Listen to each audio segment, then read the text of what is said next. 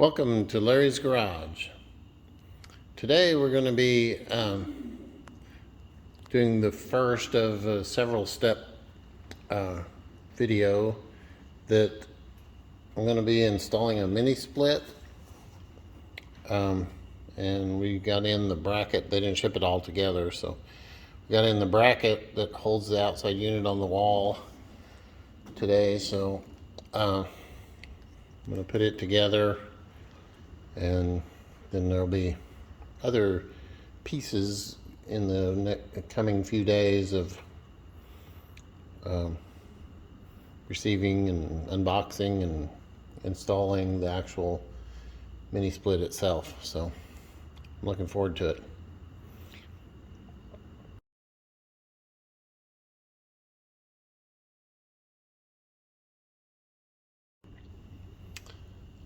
Well, there's not a whole lot of assembly, it turns out, that we can do until we're ready to actually mount it on the wall. So I've got these two pieces put together as much as possible. This one won't stand up by itself, so but anyway, then you mount this bracket on the wall, and the edge there fits into this slot. So, and I can't really do that until I'm ready to put it on the wall, and I don't know the distances and stuff until I get the rest of the unit. So that's all for now. To be continued. We're back. The rest of the mini split was delivered today. At least I hope that's all of it. So we can get started unboxing and figuring out where it's going to go and how everything's going to fit together. My tentative plan is right underneath that shelf, in the middle of the wall there where the beam is to install the inside unit, and then outside that wall somewhere is where the outside portion will go. So anyway, stay tuned. Okay, I'm gonna actually start the unboxing process today. I'm sure there's gonna be additional pieces I need, so I'll try to stop periodically and tell you what I'm doing, and I'll try to make this a little bit more of a how-to video than a lot of my previous videos, just in case you want to try to do one of these yourself. Wish me luck.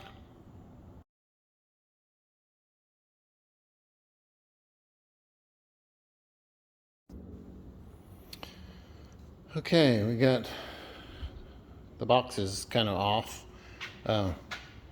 Do not discard this wall template. I guess it tells you like where to mount everything on the wall. Anyway, I'm gonna stop here and look at the instructions a little bit.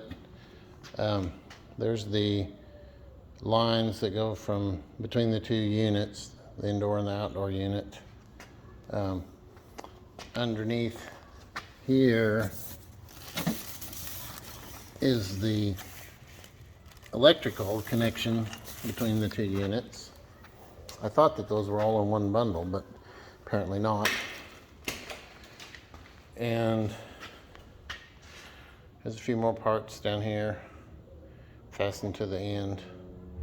And it's all bolted onto the pallet, so I'm hoping that the pallet is part of the weight, because I tried to pick it up. It's pretty heavy.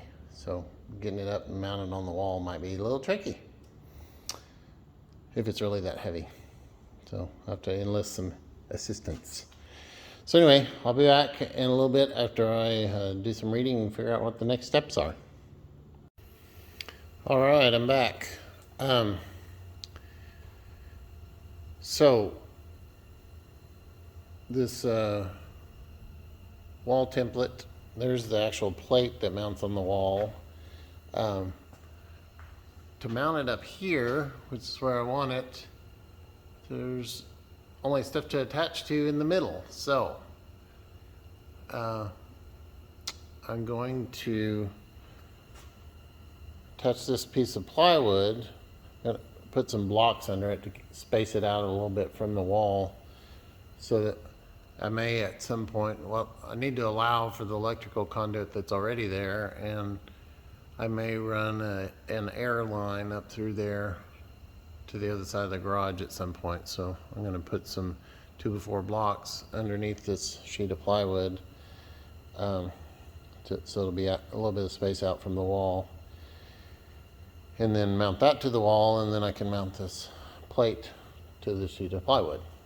So I'll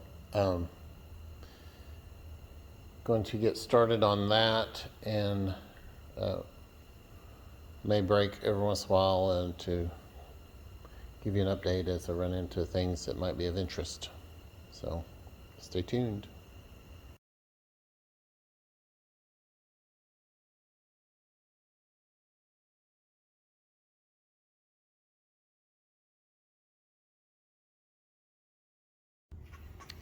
Well, I ran into a snag. Well, I had a tough time drilling through that beam, but I did finally get through to do a starter hole. Well, my 3-inch screws aren't long enough. I guess I didn't account for as much insulation that I have on top of the beam, so I have to see if I can find some longer screws or scrape the insulation off or something. So I'll be back soon. Well, this has been quite the ordeal. Apparently self-piercing screws are not the same as self-drilling screws. So managed to get the 4 starter holes drilled. The only bolts or screws that I could find that were long enough are these lag bolts, and I don't think they're really meant to go into metal because it's kind of boogering up the threads. But I'm going to attempt to put this board on with those lag bolts, and hopefully it'll go well. Wish me luck.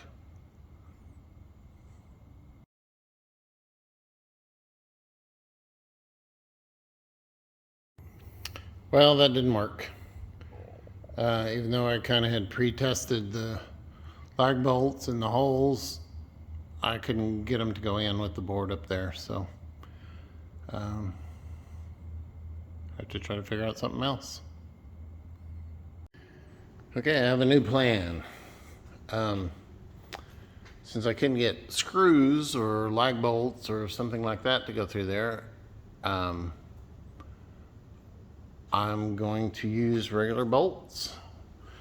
So I went and picked some up. Got some lock washers for the back side. Hopefully it won't vibrate off. One downside is that I won't be able to put anything in the post there, so I'm going to drill a couple extra holes, one on this side and one on that side. So I'll have 4 bolts across the top, and hopefully that'll be enough support for everything. So I also realized that my holes were down a little far from the top, and it's a little tight up there with the shelf on top. So I moved those up just a little bit. I'm gonna have to re-drill them. And then one other thing, there's supposed to be, as you can see on the wall plate template, that's where the hole in the wall is supposed to go for the pipes and everything to go through the wall.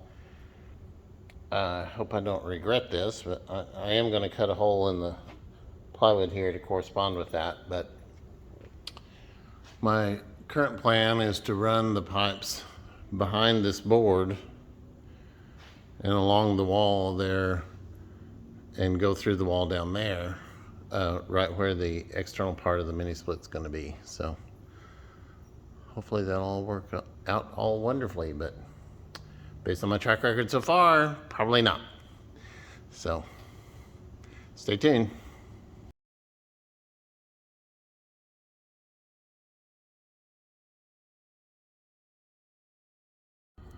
Okay, a little update. I discovered, and you can kind of tell after you look closer, not so much over here, but over on this side, the insulation's a lot thicker here in the middle. So I'm gonna have to cut some of that off to get the board to sit flat, because I put in this side and the other side pops out, and then that side and the other side pops out, so not fun. So that's what I'm doing next.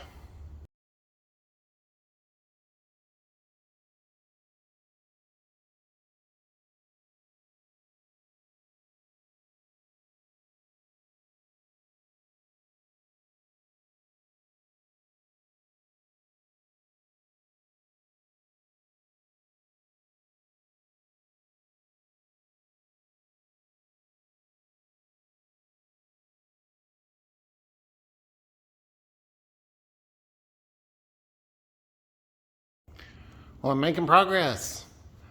Got the board up, got all 4 bolts through the holes.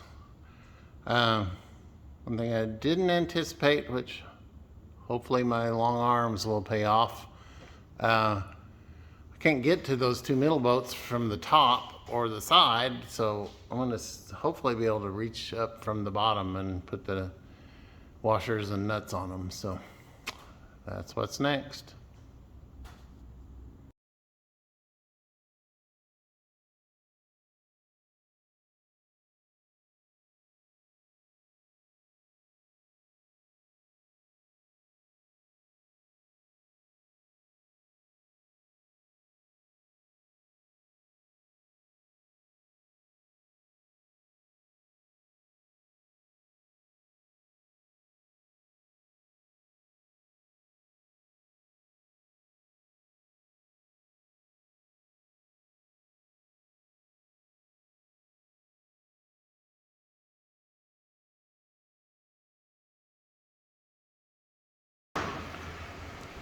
Okay, just about done with the inside part. Still need to connect the drain hose and run it along there with the refrigerant lines.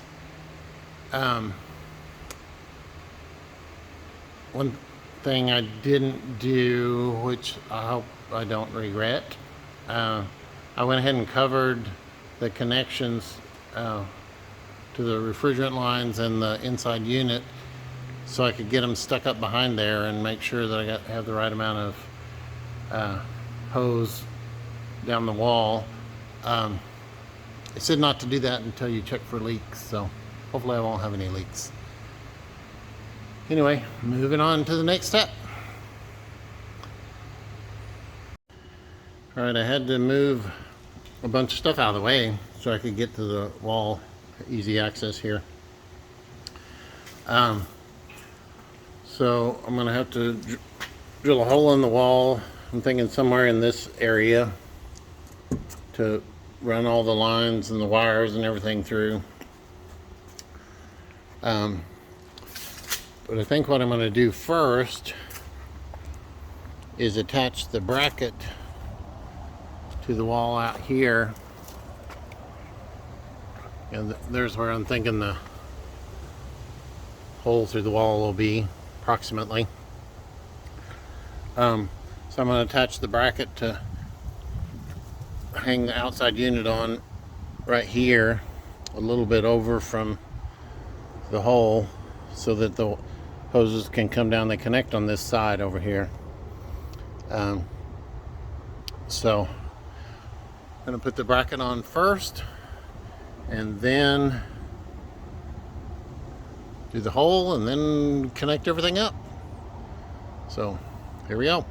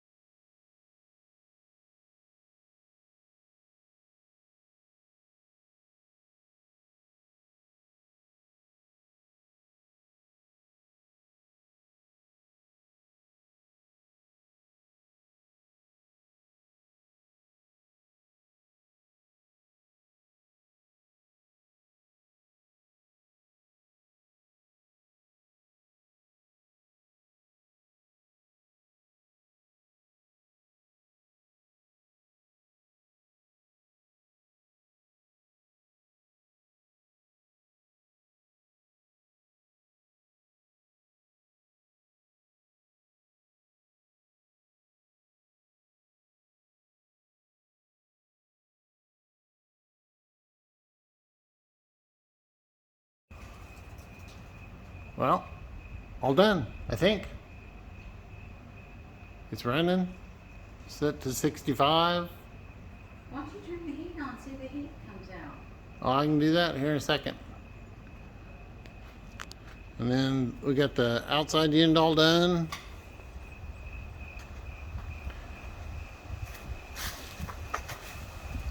It's very quiet. You can barely tell that it's running. I think the only thing I lack is filling in that hole. So I'll have to do that. And then I think I'm done. Cool. Thanks for watching. That's a little bit of a follow-up to my video the other night when we finished up installing the mini split. Got everything working.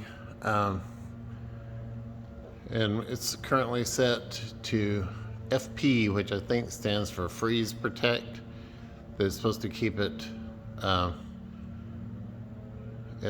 at least 46 degrees. So, and according to my little thermometer over here, my Coca-Cola thermometer, it is 47 degrees. So, I had a little problem with it, and I'll show you what it is. If I'd have followed the directions, it would have been fine. But I got in a hurry and jumped around, and I missed an important step.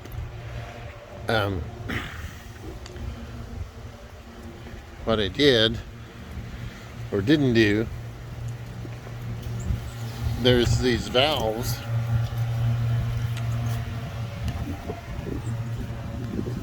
right here. There's under this cap, and then the cap down below this cap and this cap. There's a valve that you have to turn on to let the Freon flow through the system, and I neglected to do that. So it seemed like it was working at first, but it wasn't really. So but it is now. It heats and cools, and it got down to 32 degrees last night, and it's like 30 something right now, and it's maintaining at 46. And I came out here earlier and turned the temperature up, and it started warming up. So I'm real happy so far. So thanks for watching. Let me know if you have any questions, anything I forgot, or curious about how to do an install yourself, or anything. Just let me know.